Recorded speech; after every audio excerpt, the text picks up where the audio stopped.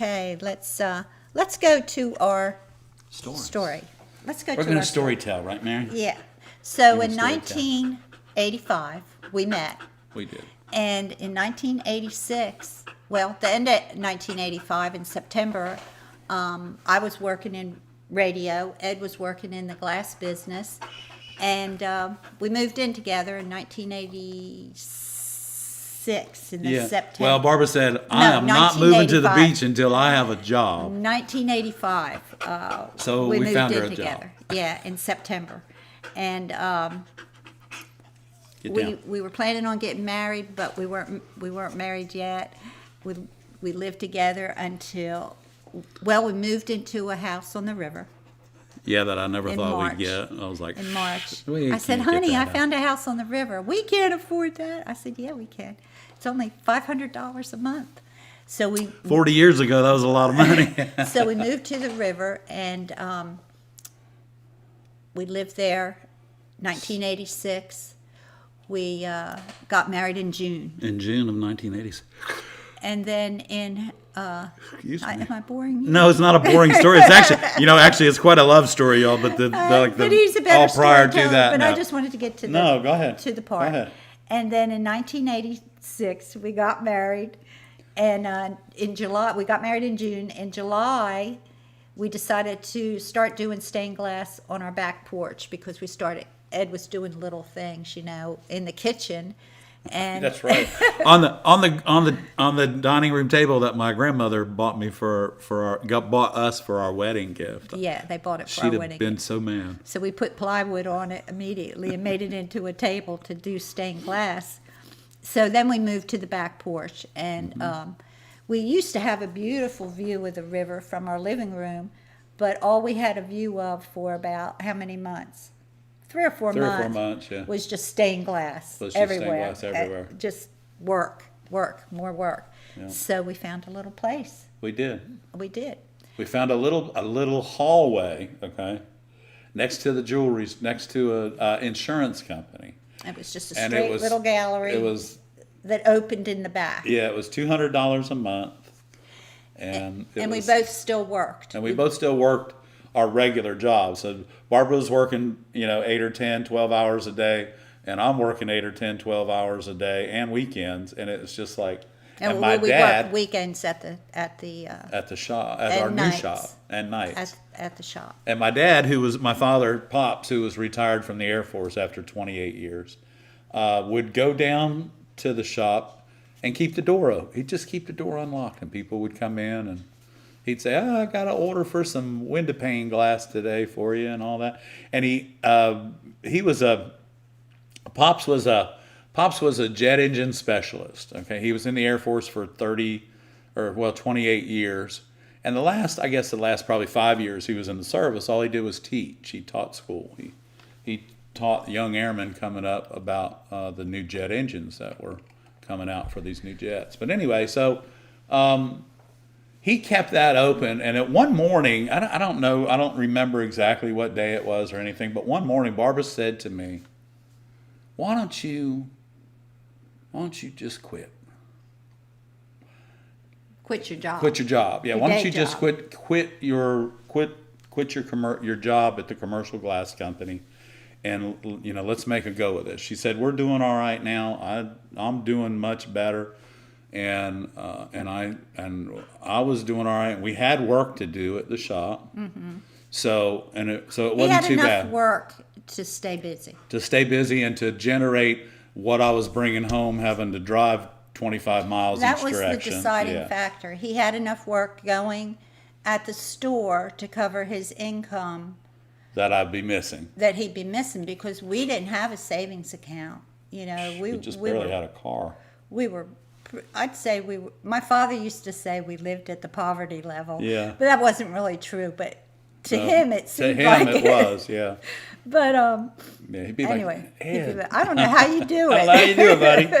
Yeah. But anyway, we were very frugal, and eventually. So anyway, that was. So in 1986. So 1986. The fall of '86, right? You hadn't quit your job yet. He quit his job in 1987. That's right. Quit his job in 1987. I continued to work until 1990. And he worked there at the Well, things place, started going and I- good after yeah. that. And then in 1990, Hurricane Hugo came through. 89. Oh, Hurricane 89, yes. The end of 89, Hurricane Hugo came through. And I was working in radio. He was still at the glass company. All of a sudden, the bottom fell out of that. the glass company went crazy. Everyone needed glass. No one needed advertising for radio. I was in TV then. So I that's right. You were switched working to for the TV, television station. So I was working for the TV station. No one was really advertising. I mean, there was plenty of news, but as far as advertising, the big accounts like Budweiser, they weren't advertising. So anyway. All the beachwear stores, they were beachwear giving away stores were T-shirts. They weren't closed. selling them. They were giving them So away. it was really hard for the account reps to make any money. Yeah. But so I just decided to leave, and we closed. Well, what did we do? You were Well, what we did was we 1989, we were still in that little tiny building downtown, and I hired a couple of guys that I knew that were, because we started picking up this work. The phone was ringing, and I was looking at jobs. Once I could get into the beach, I was looking at jobs where I'd walk into these units, and the water was over top of my boots, my work boots, and in these $1 million condominiums, and the Venetian blinds on the curtains, they looked like spaghetti because the windows had got beat out early in the storm, and then they blew all night long, and the Venetian blinds looked like spaghetti hanging there. And we were doing, I mean, it was just really, if you can imagine, the Hurricane Hugo came in and just north of Charleston, okay? And we're 100 miles north of that. And y'all, there were boulders in the middle of Ocean Boulevard in Myrtle Beach, South Carolina. There were boulders. I don't know how they got there, and I know they came from the ocean, but they were as big as pickup trucks in the middle of Ocean Boulevard that were washed up from the ocean onto the shore. It's crazy. And everything on the first and second floor for 30 miles was gone in the hotels. It was all washed to the other side of the street. It was crazy. So when all we were that's still in going- love, though. when all that's going on, we're still in this little tiny building. And so we made the decision, okay, we're out of here. We've got to get a bigger building. We had no money. I mean, we did have money coming in, but it wasn't there yet. It wasn't You know, that kind of money. We were taking jobs. We really didn't have the money to like rent a building, do the renovation, blah, blah, blah. But we did have a check that came in the mail from Beneficial Finance And those of you that are For- about our age, you'll remember those. for $1,500. Yeah. And so when we were going through all this after the hurricane and everything, by the way, we never got any FEMA money for that. No, we never did. And so that Barbara check said, "I'm came going to in. hang on to this I just said, because." I'm going to hang on to this check. I don't want to use it, but we might need it, you know. So I hung on to it. So we were talking, and I pulled that check out. I said, "This is the check. Let's get moved. Let's go." And so we went and we talked to the landlord. There was a building. One for of our rent. dearest friends. And he was the best guy. He treated us so good.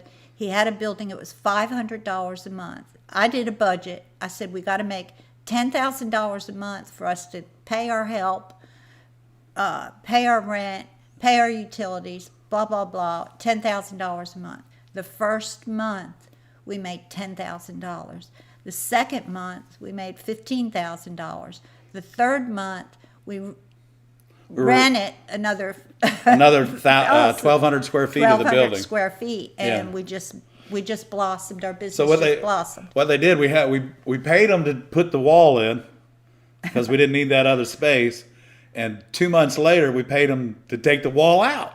Yeah. Because we needed the space. So we just kept growing and growing and growing, and a lot of that was due to our employees, but a lot of that was due to Barbara because Barbara would make sure that everything was exactly the way it needed to be. All I had to be in control of were the guys.